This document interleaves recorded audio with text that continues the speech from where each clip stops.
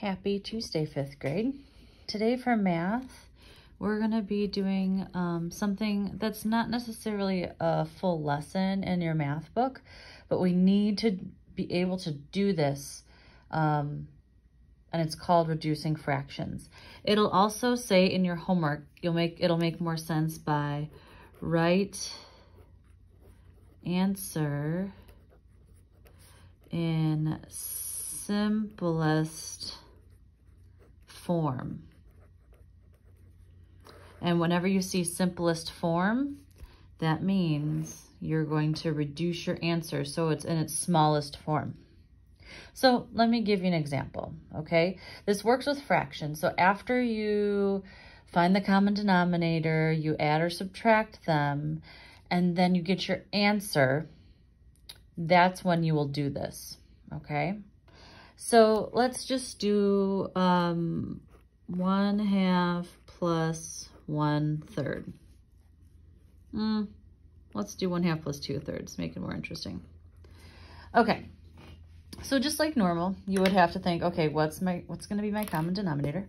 So I just know by looking at them that 6 is gonna be my common denominator. So I need to multiply 2 times 3 times 3. And then I need to multiply 3 times 2 times 2. So my new fractions become, 3/6 plus, 4/6, that doesn't work. Okay, well, this is what we get. We're gonna get 7/6. So this is one thing we do have to change. So in simplest form, okay, this is not the proper way to write a fraction, right? A big number over a small number. Usually it's a small number on top of a bigger number. So this is called an improper fraction. Improper fraction. And so what needs to happen is you think of this as a division problem. Divide. You're going to take your 7. That's going to go under the table. And then the 6 goes on the outside. So I start dividing. 6 goes into 7 one whole time. 1 times 6 is 6. Subtract.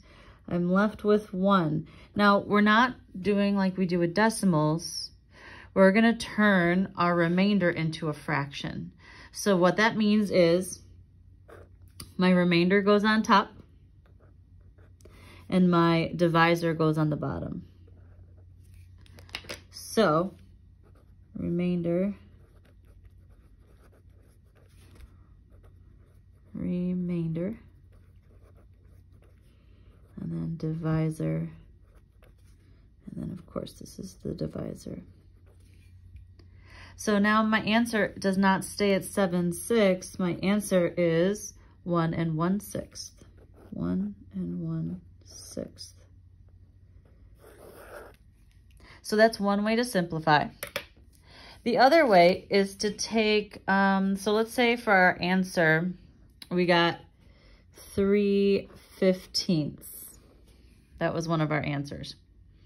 Well, I know my math facts, and I know that 3 goes into 15. I know it goes in 5 times. So reducing means to, I'm gonna write this out. Reducing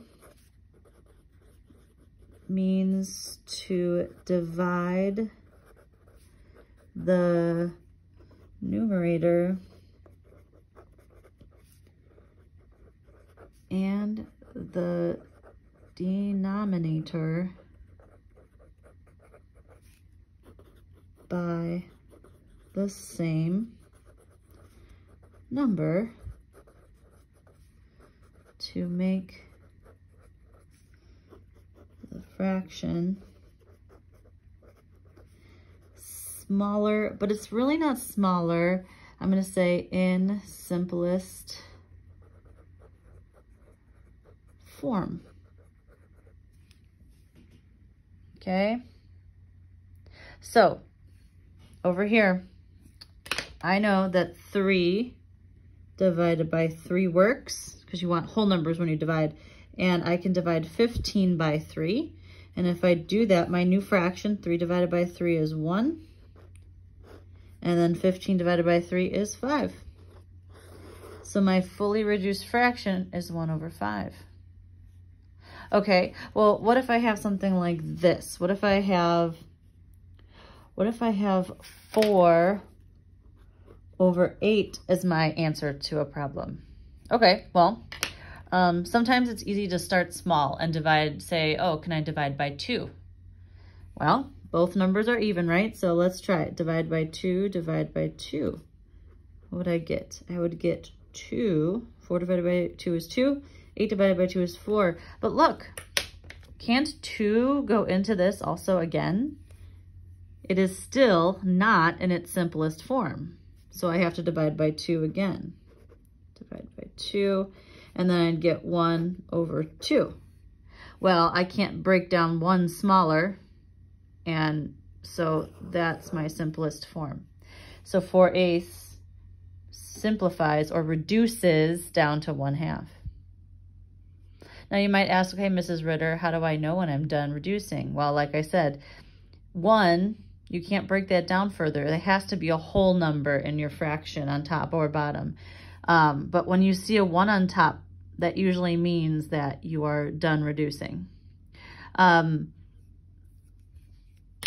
Let's see, there's another example. So here is the long way to reduce. And this is by getting the greatest common factor. So if you're really having a hard time figuring out, okay, what number can I divide top and bottom by that'll get me the answer, you find the greatest common factor. So let's say I have 8 24ths. And in my brain, I can't remember that 8 goes into 24 automatically. So I'm going to do factors. So factors. What that means is what numbers multiply to get both numbers. So for 8, okay, so for 8, what do I know? I know 1 and 8 multiply. Now I'm separating them because I'm going to fill them in the middle. 1 times 8 equals 8, right? Well, let's go up the line. 2. 2 times 4. I'm going to put 4 over here. 1, 2. 2 times 4 equals 8. Well, does 3 times anything get me to 8? No. 4, oh look, 4 is over here. I already put it in. So I've got 4 factors. 1, 2, 4, and 8. Okay.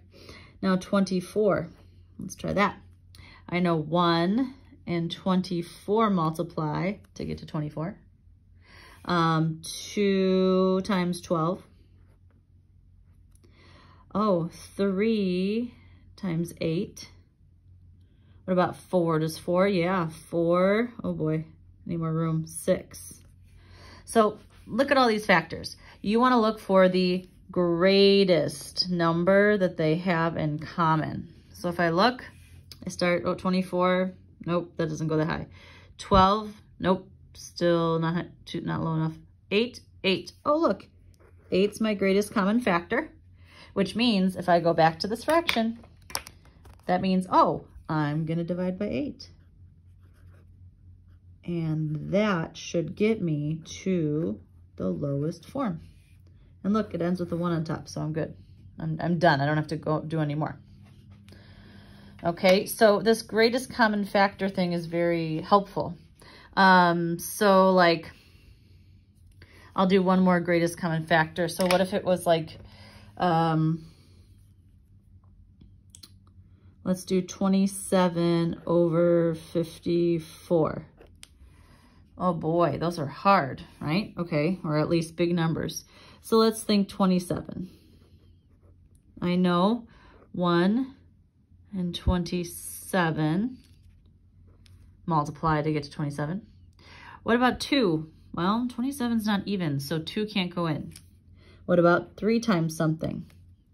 Well, I know 3 times 9 is 27, and there's nothing else in between that works. So those are my 4 factors. Now let's try 54. This might be tricky. 1 and 54. Okay, 1 times 54. 2, well, 54 is even, so I might need to do a little math on the side. 54 divided by 2, that goes in twice. Minus 4, that's 14, 7, 14, 0. Okay, so that's 2 times 27.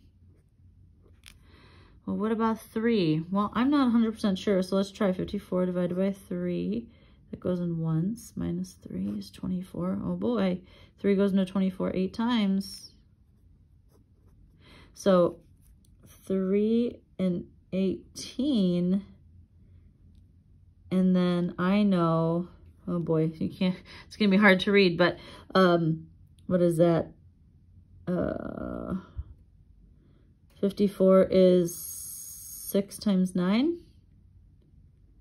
Yeah, 6 and 9. Oh my goodness. Okay, so those are all the factors. Now we want to look for the greatest common one. So what one? 54, nope, there's no 54. 27. Look at that. 27 is the biggest number. Okay, well that means I have to divide this by 27 and divide this by 27. So I have 1 on the top because 27 divided by 27 is 1. And then 54 divided by 27. That matched up with the 2 times 27. So that means, wow, it reduces down to 1/2. So dear 5th graders, if you just kind of test it out and say, oh, I know 3 can go into it, you know, and just start dividing, or I know, oh, 2 can go in, it's even. You might have to keep reducing a little bit, or you can find the greatest common factor of each of the numbers and then divide by it. But ultimately, you're changing the fraction so it's in its smallest form or simplest form. This still means 1/2. It just looks bigger because the number looks bigger. But it's still, this is 1/2, and the final simplest form is 1/2. So that's reducing fractions. So on your Google Classroom, you have a document. There are 20 fractions on there that I'd like you to practice reducing. You might want to do them in your math notebook if you can't print off the worksheet to do it, like, you know, on paper. Like if you want to print it out and do it on that worksheet, or like I said, just rewrite each fraction in your math notebook and then show the division you do and show me the final reduced fraction for each one. Let me know if you need any help, but you can do this.